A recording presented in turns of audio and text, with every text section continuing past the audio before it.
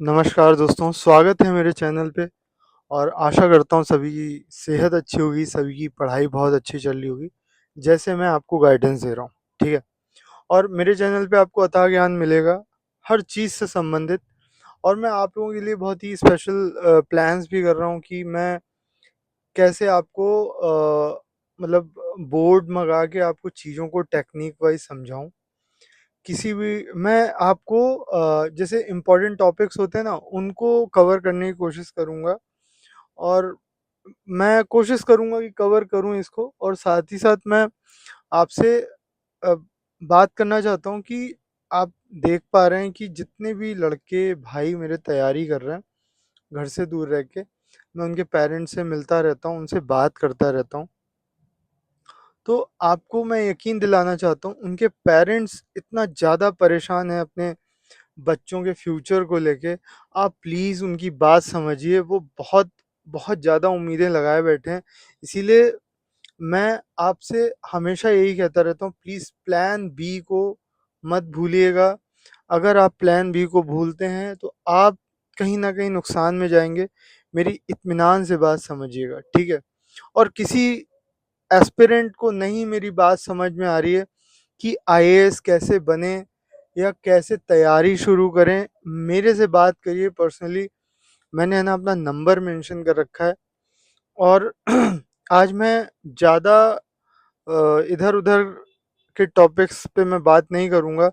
मैं सीधे आपको बताऊँगा कि कोई अगर एक बुक है, तो उसको आप कैसे पढ़ें, और किस तरीके से मैं बताना चाहता हूँ आपको कि किसी टॉपिक को कैसे कंप्लीट किया जाए। और मेरी पूरी कोशिश यही रहेगी कि मैं इस वीडियो के माध्यम से आपको एक सटीक और इफ़ेक्टिव, थोड़ी-सी जो अच्छी सटीक जानकारी आपके पढ़ाई में दे सकूँ, कि आप जब वो उसे अप्लाई करें, ठीक है? तो आपको काफ़ी इसकी इम्पोर्टेंस पता चले, जो मैं तरीका बता रहा हूँ। अब सपोज़ मैं, जैसे ये बुक है मेरे पास, ठीक है? ये ये सबके पास होगी। ये बहुत ही अच्छी बुक है। तो मैं आपको इसी के बारे में बताना चाहता हूँ, जो ये बुक है। मान लीजिए भारत का इतिहास है, आधुनिक भारत का इतिहास। और अगर मैं अपने एस्पिरेंट को, अपने स्टूडेंट को बताऊंगा कि कैसे चैप्टर को इसमें पढ़ना है, तो इसका आप सबसे पहले क्या करते हैं, पहले चैप्टर से रीडिंग लगाना शुरू कर देते हैं, ठीक है? तो मेरा ये मानना है कि आप पहले चैप्टर से ना शुरू करके आप अध्याय 4 से शुरू करिए, ठीक है? मैं आपको इम्पोर्टेंस बता रहा हूँ कि कैसे बुक को इफ़ेक्टिव रीडिंग मारनी चाहिए, ताकि आपको एग्ज़ाम में सिलेबस के हिसाब से आपको क्वेश्चन समझ में आए। मैं अभी आपको सिर्फ ये बता रहा हूँ कि अध्याय कहाँ से शुरू करें इस बुक में, ठीक है? अब कुछ लोग, मुझे लगता है बहुत नॉलेज होगी तो वो लोग कहेंगे नहीं गलत है या सही है। तो मुझे जो लग रहा है और जो मैंने अपने एस्पिरेंट्स को बताया है, वो इसी तरीके से बताया, और काफ़ी उन्हें इम्प्रूवमेंट हुआ है, ठीक है? मैं ज़्यादा उन्हें कन्फ्यूज़ नहीं करता हूँ। मैं सिंपल बताता हूँ कि जो भी जानकारी हो, अच्छी हो। ज़्यादा जानकारी कन्फ्यूज़िंग वाली होती है और कन्फ्यूज़न हो जाती है, ठीक है? तो मैंने पहले अध्याय 4 बताया। मैंने, देखिए, पहले चैप्टर से नहीं बताया। पहला चैप्टर मैं बता देता हूँ क्या है। पहला चैप्टर है आधुनिक भारतीय इतिहास के स्रोत, ठीक है? अब दूसरा चैप्टर है आधुनिक भारतीय इतिहास लेखन के प्रमुख उपागम। तीसरा, अब इकाई 2 आ जाती है, जिसमें यूरोपियों का आगमन एवं ब्रिटिश शक्ति का सुदृढ़ीकरण। इसमें अध्याय 3 है भारत में यूरोपियों का आगमन। मैं इस चैप्टर को अभी ना पढ़ा के मैं बाद में पढ़ाऊंगा, जिससे कि पहले आप ब्रिटिश विजय के समय भारत की स्थिति। दोस्तों, चैप्टर का जो लाइन होती है ना, जो उसकी हेडलाइन होती है, जो उसका मेन मुख्य बात जो कह रहा है, आपको उसी से समझ जाना चाहिए कि ये मेरी सिलेबस से संबंधित काफ़ी बड़ा टॉपिक है। और मैं इसे पढ़ूंगा तो मुझे भारत की स्थिति के बारे में पता चलेगा, जब जब ब्रिटिश विजय हुई तो भारत में क्या बदलाव आया, ठीक है? मैं इसीलिए इतने मुद्दे उठा के लाया, पहले की तैयारी ऐसे करें, घर पे रह के करें, कोचिंग में ना जाएं, क्योंकि कोचिंग में आपको ये सब नहीं पता चलेगा। और मुझे इतना टाइम लग गया आपको ये समझाने में। कई लोग समझे, कई लोग नहीं समझ पाए, कई लोग की स्थिति अच्छी नहीं थी, कई लोग मतलब ऐसा नहीं, घर नहीं जा सकते थे, उनके साथ ऐसी प्रॉब्लम्स थी। तो मैं आज जाके आपको बुक्स के बारे में अपडेट कर रहा हूँ कि अब जैसे जो बुक मैंने दिखाई है वो तो आप खरीद ही लो, और साथ ही साथ मैं जो बता रहा हूँ जिस तरीके से वैसे पढ़ना है, ये मैं यूपीएससी और पीसीएस के लिए बता रहा हूँ, ठीक है। तो अब अध्याय 4 है ब्रिटिश विजय के समय भारत की स्थिति। अब आप ये सोचिए, आप उससे पहले के 3 पढ़ लीजिए और फिर ये चौथा चैप्टर पढ़ेंगे ना जब, तो आपको लगेगा कि यार यहाँ से कुछ इंपॉर्टेंस रखता है मेरे टॉपिक को मजबूत कराने में, कंसेप्ट डेवलप करने में, और एक क्रोनोलॉजी है टॉपिक को पढ़ने में और एक चैप्टर को तैयार करने में, कैसे किसको तैयार पहले करना है, ठीक है। तो मैंने बताया, इसमें लिखा है, देखिए पेज नंबर 69 है, इसमें लिखा है मुगल साम्राज्य का पतन।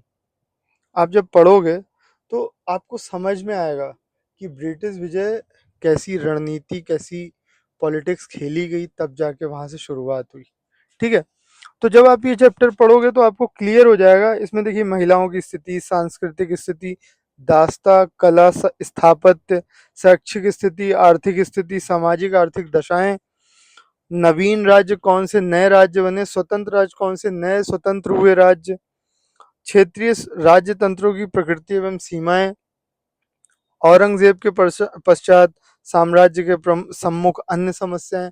आप देख पा रहे हैं कि आपको, और आपको यकीन दिलाऊं, मैं आपको सिर्फ ये बता रहा हूँ शुरुआत किस चैप्टर से करें, आधुनिक भारत की। आप इधर से पढ़ते हुए निकल जाइए, आपको इस चैप्टर से इतना इम्पोर्टेंट समझ में आएगा चीज़ें कि आप खुद कहोगे कि हाँ यार, हम पिछले चैप्टर्स में फर्जी टाइम। मैं फ्रेशर्स को टारगेट कर रहा हूँ जिनको वाकई में आइडिया नहीं है, क्योंकि वो सिलेबस पढ़ते नहीं है। सिलेबस अच्छे से समझे तो मुझे ये वीडियोस बनाने में मज़ा नहीं आ रहा है। मुझे वीडियो, अच्छा ये वीडियो है बहुत इंपॉर्टेंट, लेकिन इस वीडियो में मज़ा क्यों नहीं आ रहा है? क्योंकि एक भाई ने कॉल किया कि सर प्लीज़ ऐसे करके कुछ वीडियो बना दी जिससे हमें एक आइडिया लग जाए कि कौन से चैप्टर से शुरू करना है। मैंने बना दिया। अभी भी मैं यही बोलूँगा आपसे कि प्लीज़ आप सिलेबस को समझिए, अच्छे से समझिए। जहाँ आपके अंदर सिलेबस की समझ आ गई, अब आप उसको शॉर्ट ट्रिक से याद करिए या यूट्यूब पे वीडियोस पड़े होंगे बहुत सारे वीडियोस की सिलेबस को कैसे याद रखा जाए, आप उसे ऐसे तैयार कर सकते हैं।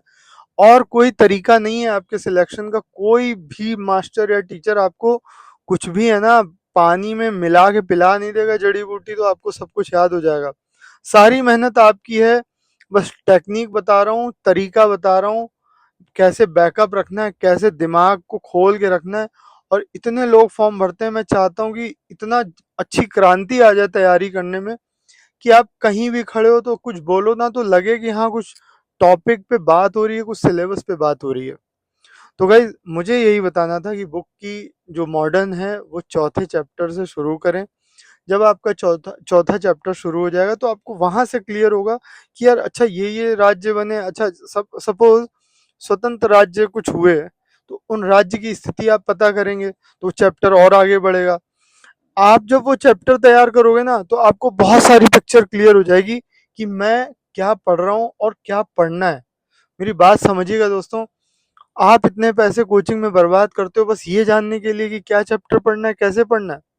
अब मैं कहता हूँ कि अगर आप ये चैप्टर पढ़ते हो, फिर आप इसके बारे में आप क्वेश्चन ढूंढिएगा लास्ट 10 ईयर्स में, आप मेंस में देखेंगे, आपको क्लियर होगा। मैं एक एग्जाम्पल के तौर पे आपको एक चैप्टर और उससे उसे कैसे तैयार करना है मैं वो बता रहा हूँ, ठीक है। फिर आप प्रीवियस ईयर के क्वेश्चन जब उठाओगे ना, चाहे प्री के उठा लो चाहे मेंस के उठा लो, आपको पक्का मिलेगा यहाँ से, ठीक है। तो मेरी बात समझिएगा, मास्टर यही समझाएगा। अच्छा मास्टर क्या है, एक्सपीरियंस है, तो वो आपको जल्दी बता देगा, आपको देर लगेगी, लेकिन खुद की हुई मेहनत ज़्यादा इफेक्टिव होगी। आप वहाँ सुनोगे टीचर ने क्या बोला और दूसरे कान से निकाल दोगे और बहुत ज़्यादा 10 दिन लिख के रखोगे उसे, फिर क्योंकि वो किसी के द्वारा लिखाया गया है वो आप ज़्यादा इफेक्टिव नहीं मानोगे। आपके द्वारा लिखा हुआ पहली बार में इफेक्टिव नहीं होगा, लेकिन जब 5वीं बार में इफेक्टिव होगा तो वो उतना ही इंपॉर्टेंट होगा जितना वो मास्टर बोल रहा होगा, और जितना इंपॉर्टेंट होगा आपके पेपर के लिए। तो मेरी बात समझिए दोस्तों, और ऐसे तैयारी करिए किसी भी चैप्टर को सिलेबस को देखते हुए, उसके प्रीवियस ईयर के क्वेश्चन, और उसमें क्या कुछ ऐसा आप ऐड कर सकते हैं जो सही लगता है मेंस में, जब मेंस की तैयारी कर रहे होते हैं। तो ऐसे करके तैयारी करिए। प्री की तो कोई तैयारी नहीं होती है दोस्तों। प्री पेपर होता है, उसकी तैयारी मेंस में छुपी है। मेरी बात समझिएगा। आप जब मेंस की तैयारी कर रहे होगे तो वहां प्री की तैयारी अपने आप हो जाएगी। अगर आपने ये चैप्टर अच्छे से पढ़ा मेंस पॉइंट ऑफ व्यू से, तो आपका इससे कोई भी क्वेश्चन प्री में आने वाला अपने आप तैयार होगा, और आप खुद ही देखिएगा जब मैं जो बता रहा हूँ वो काम करेगा। ठीक है दोस्तों। तो मेरा वीडियो अच्छा लगता है तो प्लीज़ शेयर करिए, सब्सक्राइब करिए, और मेरा नंबर है 9651469494। प्लीज़ कॉल करिए, मोटिवेट रहिए, मुझसे बात करिए। मैं आपको काफ़ी इम्प्रूवमेंट दूंगा आपकी पढ़ाई में, आपके डिसिप्लिन में, आपकी सेहत में, और पूरी कोशिश। अच्छा, मैं आपको बता दूं, मैं सर्टिफाइड ट्रेनर भी हूँ, सर्टिफाइड डाइटिशियन भी हूँ, एक मास्टर भी हूँ, जिन मैं काफ़ी बच्चों को पढ़ाता भी हूँ। मेरे पास हर राज्य से फ़ोन आते हैं, भारत के हर राज्य से। समझिएगा मेरी बात को। कोई ऐसा किसी को अगर डाउट हो तो प्लीज़ कॉल करिएगा, मुझसे बात करके आपको समझ में आ जाएगा कि मैं क्या बता रहा हूँ, कैसा पढ़ाना चाहता हूँ आपको। तो मिलते हैं नेक्स्ट वीडियो पे, तब तक के लिए जय हिंद, जय भारत।